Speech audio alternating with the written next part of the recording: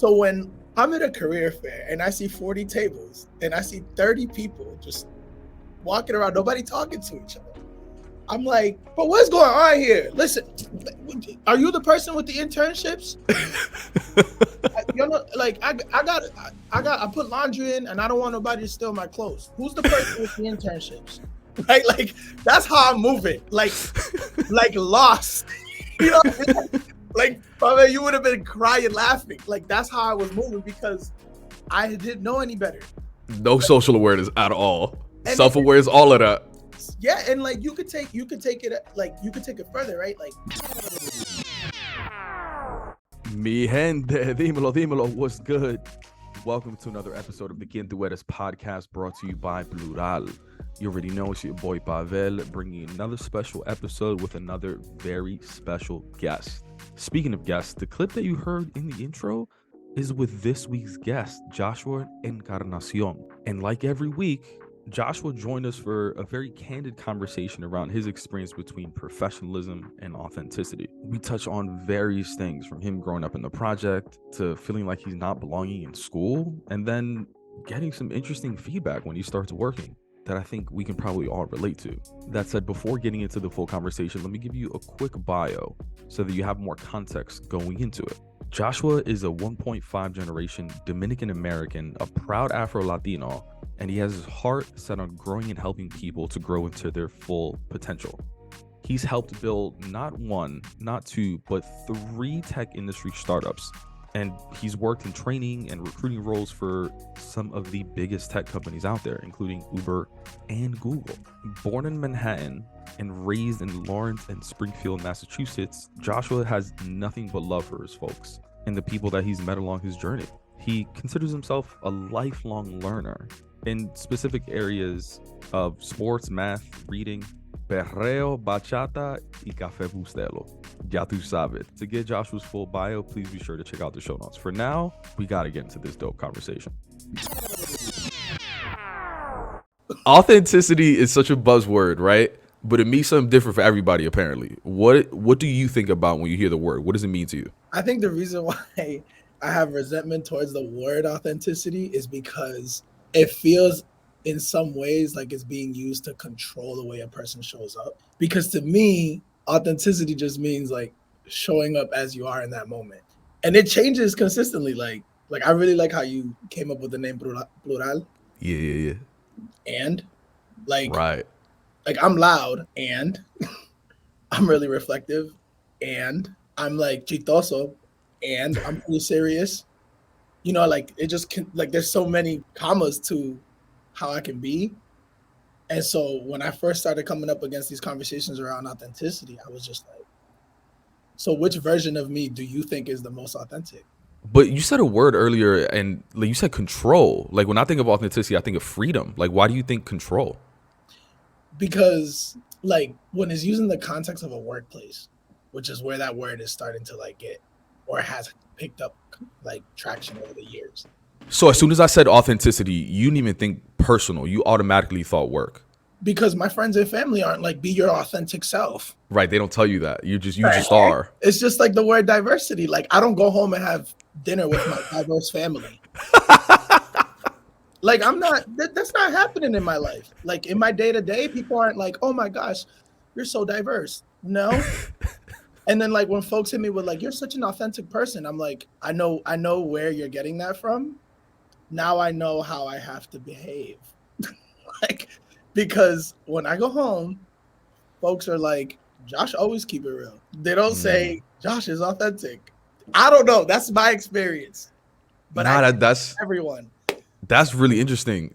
Speaking of going home, like, let's go back to that. I think like that idea of control, it doesn't even start when we enter the workplace. Like I often think we're taught from our families on how we should present to the world. Like talk to me about growing up. What sort of guidance were you given on how you should be showing up to the world? I hear you, because immediately like in my mind, I just heard my mom going like, "Ay, tú no puedes ser así." Yeah. And that's like she's like, you don't express yourself that way or don't be like that. I think, bro, I remember even something as simple as like going to the airport. Like I had to wear like a fucking suit pretty much. Yeah, like Thanksgiving in your living room. and you're like, La Sala Fit. yo, I have this photo of me. I'm 3 years old. I got like, so my favorite sports teams are the Raiders, the Lakers, and the Yankees. I'll explain that. But like, I got a yellow shirt on and purple pants, la cadena, fresh fade. I'm 3. Zapatos like crocodile skin. Oh, you got the Gators on. You got the Gators on, and I'm like, yo, who dressed a 3-year-old like this for their birthday? But it's like my father liked the Lakers colors, so they had dressed me up in those colors. But I'm like dripped out, like bailando el perrito. Oh my God. I mean, like that level of Dominican. Like, but yeah, I remember like later, like teenage years being like, Mom, I'm wearing pajamas. Like, you ain't no way you're gonna get me to wear a suit to Thanksgiving. I'm coming from upstairs to downstairs for Thanksgiving. I'm not putting these pants on. Like I'm wearing sweats. And But what did she say though? No se malcriado. So yeah, I hear you like malcriado. I'm like, how did I get raised bad? You raised me. You don't make no sense. But like, no, I hear you. I mean, I feel like we could resent that, but like, is that not the job of people guiding us? Is to socialize us? Like you're born a blank slate, and honestly, people are just trying to protect us. So in this room, we move like that. In this room, we move like that. And depending on what guidance is available is going to influence you. I had a really interesting story from a paternal side because my father wasn't necessarily the best guidance available to me, but at the same time was the best guidance available to me. Like it really just depends on how you look at it. He got deported when I was 9 years old. You know, he immigrated over from DR, got to Miami, just like Scarface, and was like, fuck that, I'm not doing dishes, I'm selling coke. Like, and moved to New York in the 80s. Like that history, I don't even have to explain it. Like, yeah, the 80s was like prime time. Right. And he wanted a better life for him and his family. He didn't want to wash dishes for $4 an hour in Calle Ocho. Like, so he got on a truck, came up to New York. You know, that it's a common story for people that understand. But he did the thing, and then he wasn't available to take care of my family the way I would expect him to. But those are my expectations. And I wasn't raised in New York in the 80s. Like, I don't know what I would have done. Would I have done anything differently? I don't know. Imagine Joshua and Pavel running around New York in the 80s. Like, I don't know. But I do know that I had to unlearn a lot of behaviors that didn't serve me in today and like over the years. So for me, it was like, I didn't want to be from the stance of like control. I didn't want to be locked in to behaviors of the past. So when someone presents me with this idea around authentic, I'm like, am I my most authentic self when I'm loud or when I'm reserved? Because I'm both. Like, you could catch me in a room reading for 6 hours quietly. You could catch me in a room screaming with my uncles for 6 hours, and I'm not at any loss of energy in either situation. So what is it? That's why when people present that like label, I'm like, how do you fit into that? How do you put all of this experience into that? I notice when I'm not being quote unquote authentic is when I have that urge to be something different, and I can't even describe it. It's like it's like my brain is telling me I should say something or I should do something, but I'm altering who I am and how I present just to make others feel comfortable. That's what it is. What do I want to do in this moment to make myself feel comfortable versus what do I do in this moment to make others feel comfortable? And it's interesting, even that moment of, I could imagine you coming down the stairs at home in your pajamas and your mom is like, muchacho del diablo, ¿qué tú estás haciendo? Like, why you dressed like that? In that moment though, like, you felt really comfortable in pajamas, but maybe your mom isn't even thinking about your comfort. She's thinking about the comfort of everyone around. Or even like, what's the perception that people are going to think of me if my son is like dressed in pajamas kind of thing? You know what I mean? Yeah, it's really interesting. And I think too, like what you said around the guidance that we're given, it's to protect us. And it's so true. Like my grandfather growing up, I always tell the story, like he was like, do you see presidents with beards and tattoos and do-rags and earrings? So don't do it. To this day, I don't have my ears pierced, but I'm finally going to get it this year. Hey. But it took me 32 years to want to get my ears pierced because, thanks, of just like what I've been taught to believe I should be like, though. But I don't blame him. He was just trying to protect me from people's perceptions. But I think what I'm trying to do these days is, instead of like me having to change, like, I want to influence the person that is perceiving us. Yeah. Instead of the person being perceived. You know what I mean? Totally. Like, we become the subject and they're the objects that have to move around us. I ascribe to that fully. I guess where my point of view is born out of is, so similarly, like with the sweatpants and like, mommy, right? That's one example. I get to college and I remember wanting to switch from engineering to human resources. That was prompted by a relationship with a mentor. But the dean of the College of Engineering was like, what are you doing? You're like throwing away your future type conversation. I had like a 3.7 2 years after 2 years of engineering, right? And that was with support from like a preparatory program, right? It don't even matter, bro. Right? And, you know, that mentor is like, you know, what do you want to do? And it was the first time I really heard that question that way, which like ties into this conversation. Like it was the moment choice was available to me.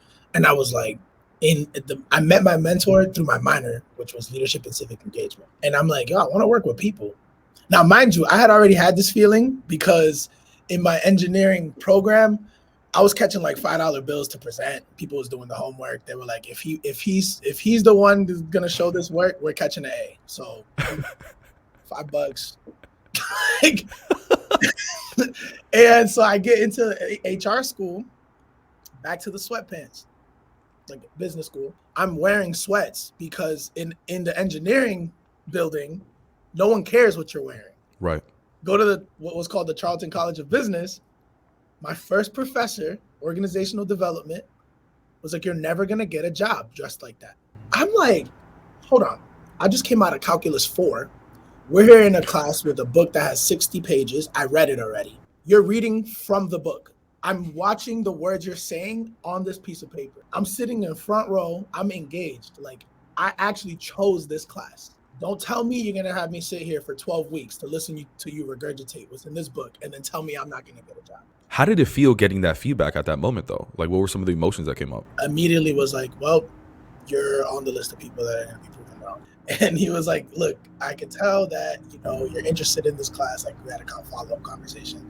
He's like, if you go to this career fair and get an internship this weekend, you don't have to take the class. Monday, I showed him confirmation. I was like, this is the last time I'm in this class. Thanks. Like, when I got the internship and I was out. Wait, so what was that career fair experience like? Wait, did you show up in sweatpants? I did. And there was like 30 people there for like 40 tables. And I walked right up to everybody in the whole, like 40 tables and said, hey, I'm looking for an internship. They were like, why? I was like, my professor said if I get an internship, I don't have to take the class. But like the thing is, it's like part of that, Pavel, comes from like, I'm in engineering school where everything is super literal and direct. Right? Like my Calculus 4 teacher, Calculus 3 teacher, he didn't know how to pronounce my last name. So he would call me Inca. No. I'm dead ass. Inca, go to the board. I'm like, that's not even close, bro. I'm like, there's no I in my last. Well, there is an I, but not at the beginning. Like, yo, but I had to sit through that, right? So like, how do I explain that? That happened, right? And like, but I, you know, it was like, it was cool in one light because it was like, he didn't care, so it gave me permission to not care. But then I get into the Charlton College of Business, and it's like, you say a person's name wrong, there's like immediate consequences, right? Like, you might not get an interview. You might not be invited to a dinner where you can network, because it becomes a more like social reality versus in the engineering department, it was like, either you know the answer or you don't. Right? Yeah. So like, I'm bringing that in, transitioning over to understanding like the importance of emotional intelligence. Like I had the feeling, lo sentimiento, porque yo soy dominicano. Like, what? We're born in that. Like, I'm looking at my mother. I'm like, how she feels right now, because I'm not trying to get my ass whooped. Facts.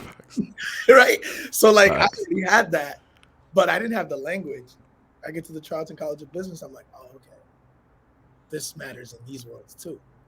So I get this internship because I didn't want to take that class. I had already read the book. All the quizzes were online. Like, bro, Chag was going crazy those years.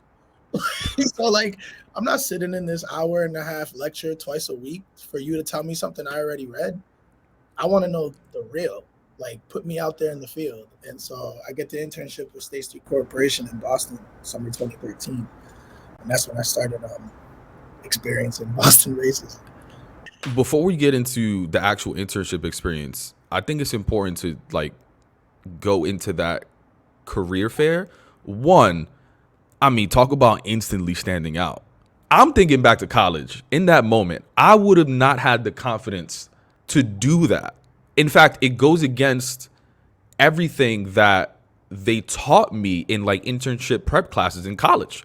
In college, they literally put up a slide of like, if you go on an interview, they have an image of someone dressed up a certain way and they have an X over it. And then they got an image of someone dressed another way with a check mark over it, telling you what to do and not to do. And you're breaking all those rules. Like, what gave you the confidence in that moment to just be like, I don't care? I've spoken on this before. I wish it was confidence. It was just lack of social awareness. I'm keeping it 1,000. Like, I had no clue. Like growing up in project housing. Like, I grew up between the projects in Lawrence, Massachusetts, the Hancock projects, and in Brooklyn, the Stuyvesant projects. Right. Like, I would go hang out with my uncles over the summer, and then because my mom is 15 years older than me, she was going through school and work, and like she was trying to get her GED and working at Payless Shoes, right? So like, I'm watching her hustle, and I'm playing kickball at 3 a.m. outside, with all the kids that are up, right? In the summers, she would drop me off because she couldn't afford, me getting taken care of it. Go with your uncles. My uncles are like those uncles. Like, one of my uncles is named Brooklyn. Right? Okay. So that's enough said. That's how I'm moving, right? Like, as a child. And I kind of opened up a little bit about my father, right? Like, those are images in my mind as a child. Drug, sex, rock and roll, for real.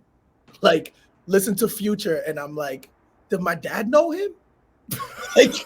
like, okay, that stuff is there, lodged in my head as reality. So when I'm at a career fair and I see 40 tables and I see 30 people just walking around, nobody talking to each other, I'm like, but what's going on here? Listen, are you the person with the internships? I put laundry in, and I don't want nobody to steal my clothes. Who's the person with the internships? Right? Like, that's how I'm moving. Like lost. Like, probably you would have been crying, laughing. Like, that's how I was moving, because I didn't know any better. No social awareness at all. Self-awareness, all of that.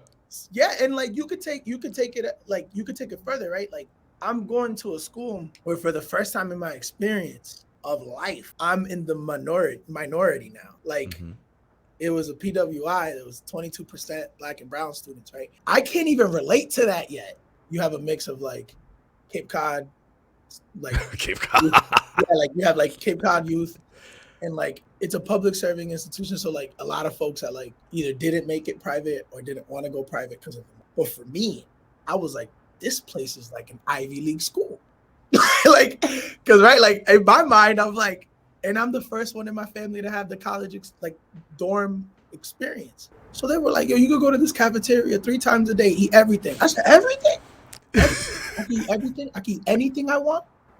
Like, wilding in the cafeteria. Facts. Nigga, triple cheeseburgers. I was in there. My roommates freshman year were two cats I graduated high school with. So we're at the like, you know what I mean? We're wilding. Like, our table has like 40 people at it because we're screaming, because we have no, right? Like, we don't know. Coming from Springfield Central High School. So in my mind at that time, none of it was all that serious. So I couldn't really place a weight on like the impact of showing up the wrong way. So I just kept showing up. That's why, like, to the beginning of this conversation, like, when I started hearing like, oh, you got to be your authentic self, I'm like, what am I being? That's not that then. So I started feeling controlled, like, be like this, be like that, be like this, be like that. And I'm like, Did that change in some of your early internship experiences when you actually start working like quote unquote corporate? Second day I got written up because I had green socks under my suit. Walmart suit, My mom gave me some green socks as a congratulations for this internship. Second day, I don't have no meetings with nobody. Like, I'm like, oh. And then like later after that, I remember I was coming in too early. So I was just really excited. I was then living in my, at the time, girlfriend's sister's room on the JFK Mass line. Like it was like a closet room. And so I'd get up at the first train because it was right on the highway. If you know that area, there's these apartments where the house shakes when the train comes in. So my room was on that window. Like I'm watching folks backed up on the highway. So the first train comes in, it's like, I'm like, all right. Like, it is 5:15 a.m. Like, so I'd get up, I'd catch the train to the Orange Line. There was a YMCA there. I'd work out. I'd get in the office at like 6:45 a.m. I was just excited. And I had nothing else to do. I don't know Boston. So I'm like, let me just get in. Internship manager goes, why can't you just like show up the time the other interns show up, like 9 o'clock, and like leave at like 4? And I was like, oh, I thought I was doing a good thing by showing up early and like knocking out all my projects before you get here. Because I'd be so excited to show her. Like, I did the coordination piece, I did the resume piece, I did all the calls, and I also found these people. I think they'd be great for this job. And I met with that energy. And so I would come in, sit, be quiet. There was no internet access. It was 2013, Bubba. Yeah, I'm like, wait, what? Trapping off my phone. I had 4G on my phone. I'm like, y'all wildin'. You think I'm gonna sit here and stare at a gray screen? So for me, it was like, no, I'm not submitting to this. I'm all set. At that point, I already had learned that on the West Coast, it's a completely different world. Mind you, I've been socialized like an engineer. So I'm thinking like, why are we wearing these suits? Y'all don't even have the answers. Like, I'd much rather be sitting in a class being called Inca because we're doing something versus sitting here pretending like we like each other. Y'all don't like me. Like, I just got written up twice for nothing. And so like, they gave me a project to like satisfy my urge to do stuff. And it was, how do you make the internship experience better? Nah, that's an alley-oop. I said, great. I'm about to go crazy. So I tweeted at 100 recruiters like in that week, and like 17 of them responded. And that's actually how I got a job at Google. What was the intention with reaching out to, because you had a project that they gave you on how to make the internship better, but then you started tweeting. Like, what was the intention with the tweets? Like in my mind, it was just as simple as learning what's going well and what's not. So I reached out to like 25 companies that were close by. I reached out to like 25 companies that were like on Glassdoor as the best internship experiences. And then I reached out to Google, Facebook, Twitter. Like at the time, they were starting to blow up. I had just watched that Vince Vaughn movie, like internship, right? So I'm reaching out to everyone. I'm just getting insight. Like, oh, okay, so this is how y'all are doing this. This is how y'all are doing that. These are the capstones. These are the like things you're exposing the intern. Oh, okay, cool. I put all that in some slides, and I worked on it like diligently for like a month. And I remember showing it to my manager, and my manager kind of had this look on her face like, how'd you get all this information? I was like, the internet. And the internet's blocked. And I'm like, my phone. Bro, what? Like, we have access to the internet all the time. I don't know how you think you can block the internet. Like it was non-trivial to me, like at the time. Maybe it's the lack of social awareness, but again, I wasn't trying to be chauvinistic or arrogant or any of that. It was just like 1 + 1 is 2. like math, you know? It must also be confusing. Like, you did so much work and like you're questioning me about how I got it. Shouldn't you be asking me like, how can we implement this? And that was my first real like cementing of what a company culture can do to people. Like I'm 20 years old and I'm bumping up against this fresh out the projects. Like, and so then I go to read the book, right? That is in the next class, which is like OD 400. And they're like, some company cultures are really controlling. Some company cultures are really, I'm like, oh yeah. Oh, yeah. I get this. It hits different reading in the textbook, but also having the experience to validate that. Yep. And so I was just bumping into different situations and then finding it in the textbook. Oh, okay, I can relate to this. So after, but wait, hold on. I'm curious. Like, why was the internet banned? They just didn't trust employees to like do their work and go on the internet. Big capital C control. Like it was at that time, it wasn't, it was like intranet access only. And I'm That's like, fascinating. yeah, I've never heard that before. like, I don't know if that's gonna work. But I'm curious too, like, because in that experience, you know, lack of awareness, whatever you want to call it, you showing up in a certain way, and you're starting to get criticized at like 20 years old. Like these are like such foundational years on how you're going to show up to your next internship experience, all these other things. Like, what do you start doing about yourself? Do you start changing yourself? You're like, all right, mom, don't be sending me no green socks. I'm only wearing black socks. I'm going to definitely going to shave. I'm going to do this. I'm going to do that. Like, how did you start changing yourself? yeah, I went through a series of changes. I mean, I think I'm still going through them now, but like there were so many things. Because what I was really bumping up against when I look at it in hindsight is like ascending classes. So it was like an element of class, it was an element of race, it was an element like the Kimberly Crenshaw's work on intersectionality was becoming real to me in those years. Because I was like, oh, I'm not even recognizing that there's these different lenses on how I'm being perceived and how I have to influence them before they influence me. But what I was experiencing like internally was like not fitting in anywhere. Like, I was really going through some identity stuff those years because like you want to go back to, you want to get to the root of it, right? Like Haciendo Dominicano, like tell me, where do you fit in, where do you not fit in, right? And so like there's rooms where they're like, oh, morenito, and then other rooms like, you ain't black. Yeah. Like, you black as hell. I'm like, can y'all pay? Can y'all pay? I did it 23 of me. It just says Africa, Europe, indigenous. It says all sorts, like the blood is everywhere, right? Then I'm reading about Christopher Columbus. I said, it's your fault, fam. Like the fam. You got all these, you mixed all these people up, and here I am, Habao is all hell. You know what I mean? It's like, yo, like people were so confused. And so was I.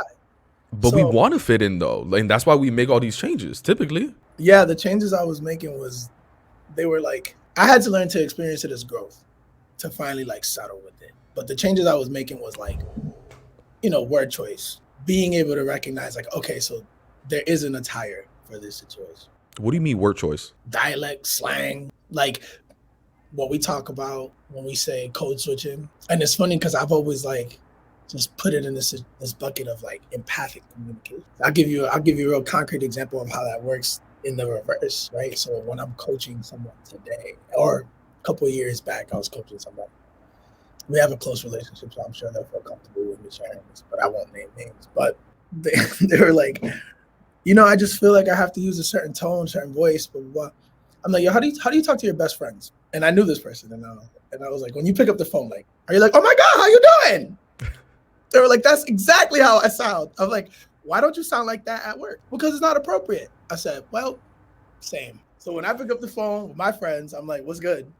Not happening when I pick up the phone at work. It's not like code switching is, there's intent behind the tool, and it's born out of survival. And so for that, we can't take that away from us and ours. But the act of it at its core is empathizing with who's in front of you and how they're going to receive your message. Because if I can't cut through, then I have to use a different modality. And everyone knows that. You don't talk to your parents the way you talk to your siblings. You don't talk to your siblings the way you talk to your friends. You know what? Somebody said this, and this is your boy that you worked with before, Ruben. He was on the podcast, Harris, and he said, I'm anti-code switching, but I'm pro-efficient communication, something like that. Matter of fact, it's like, I don't know if you saw the exchange with Kevin Durant and Stan Van Gundy. Stan Van Gundy was like tweeting something, and Kevin Durant was like, yo, Stan's spitting. And Stan Van Gundy was like, oh, no, like, I'm on your side, blah, blah, blah. And Kevin Durant was like, you don't know what spitting means, do you? Like, I'm on your side, Stan. Like, I don't want this back and forth. And Stan was like, oh, shit, my bad. I didn't know what spitting meant. Thank you for being on my side. But it's that simple layer of, like, maybe not everyone is going to understand spitting. So you may want to translate it in a way that it's going to get the message across. But it's this interesting dynamic of, like, is that faking it?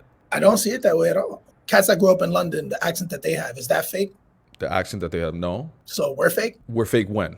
When we use the accent we grew up with. Oh, no. I think it's fake when we don't use the accent that we grew up in. But it doesn't fit the situation. What do you mean? Like it's going to be misunderstood. That's like Idris Elba. So if we're using the London example, that's like Idris Elba. He has his accent, but he comes to the States and takes it away just to be more understood. Is that what you're kind of saying? I'm pretty sure he does that in some rooms, especially when he's trying to cut across. I would argue he shouldn't, though. I would argue he doesn't have to. I think both can coexist. But is it? Yeah, I'm not like. It's just I'm just trying to have the conversation. It's interesting. Yeah. Yeah, it's speaking Spanish. Like I'm not gonna speak Spanish in a room with people that speak English. Like that's a surefire way for me to be misunderstood. Fair. Like, I think it's the most like compassionate act possible to be able to understand how somebody receives information and to be able to like support that. Like I think that comes purely out of like care, because like people I work with individually, like one-on-one, I'm like, you're not gonna understand me unless I speak in a certain tone. Yes. Like I agree with that. Right. And then that influences word choice. And like, unless you can open your mind enough to know that people receive information differently, learn differently, then it's just going to be a constant power struggle. But what I do know to be true and born out of the statements you're making is I don't want to be erased. So like erase yourself conscious of. Like, por eso que yo todavía tengo la lengua que yo tengo. Like, I'm not going to let somebody take that away from me. But my family and I cultivate that. So in those rooms, if you're privileged enough to be in those rooms, you'll hear it. But like for everyone else, it's like it's not really any of your business. One of the early things you mentioned was you had an early insight into like organizational culture and maybe even organizational culture that you didn't feel like you fit in, right? But since then, you've had various experiences. Did you notice any differences in the organizational culture when you moved over to tech? Big time. So when I wear sweatpants in tech, no one gives a fuck. Like back to what I learned from engineering to the School of Business. I moved to the West Coast, and my first meeting, I had flip-flops on, cargo shorts, and a white tee. Nah. Promise you. And my buddy brought me to a bar at 3:00 on a Monday. Like my buddy was the person assigned to me for like orientation week. I thought I was gonna get fired. I was like, oh, this is a trap. Because I remember reading in books like don't take the free lunch and shit, right? So it's like Joshua, you want a beer? I'm like, beer? What's beer? and they're like, yo, relax. And I'm just like, relax. Interesting. Yo, my mom told me not to go to happy hour with my coworkers because she was like, yo, it's a setup. Yeah. And so, you know, after a while, you start to realize your own paranoia, also the influence from the cultures that you were growing out of. The West Coast business and East Coast business, two different worlds. Take it further. So I had the privilege of building in London, man, Europe business, East Coast business, and West Coast business, 3 different universes. Like from New England to the Bay Area was a culture shock. From New England to London, like I was like, what is going on? Like, mind you, still like ignorant as all hell. I'm waking up, I feel like in a Harry Potter movie every day. It's back to the language piece. I can't relate to the accents. Oh, I'll give you one. Every time you greet someone, you go, you all right? Like, you okay? And I'm like, I'm fine. What do you keep asking me if I'm okay for? I was in therapy last week. I don't need you to, you know what I mean? And I'm like, wait, am I okay? I'm not okay. I'm really aggressive. I apologize. I'm just going through stuff. And they're like, we're saying what up. Like, we're saying hi. And I'm like, oh, I don't know that. Like, I don't know that. And it's just a greeting. And it's like, oh, okay. I get it now. Like, that's hilarious. Like, I learned about chiquinandos. What's that sound like to you? Chiquidando?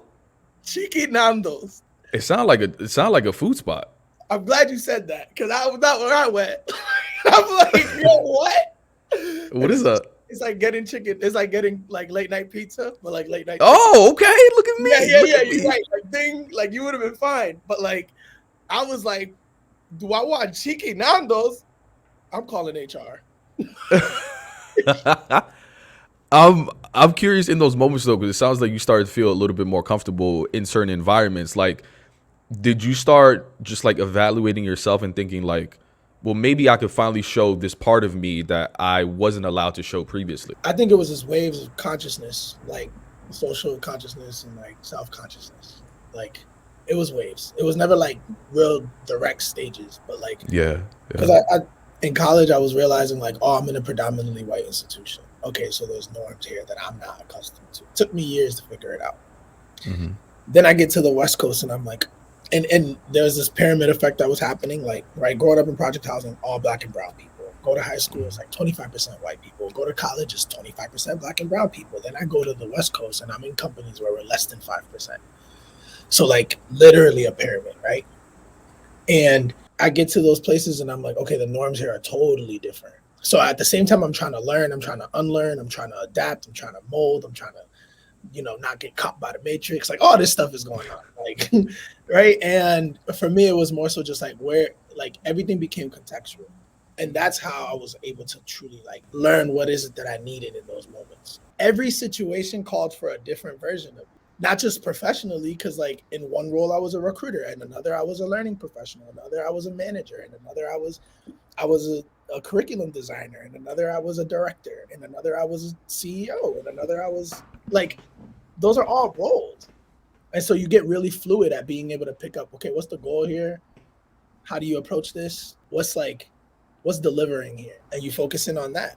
But personally, I was just madurando, like learning like what's most important to me. And this most recent season, I feel like I'm on the other side of, has just been truly reconnecting with my family in terms of being able to see them, like, for that people talk about proverbially, like taking the cape off of your parents' back and seeing the human being, right? And it's like, Yeah, I started doing that recently too. Yeah, that was why I moved from California to Massachusetts, because I realized like, yeah, helping folks make all this money like means nothing. Yeah. Nothing if I can't actually communicate with my family. Bro, I learned so much about myself the other day just asking my mom a simple question like, Mom, how did you love me growing up? And in that question, I learned her love language. I learned why my love language is the way it is. But I also learned this just like, in her answering the question, I understood what she didn't get as a child. You know what I mean? Like why she gave me the certain things she gave me as a child.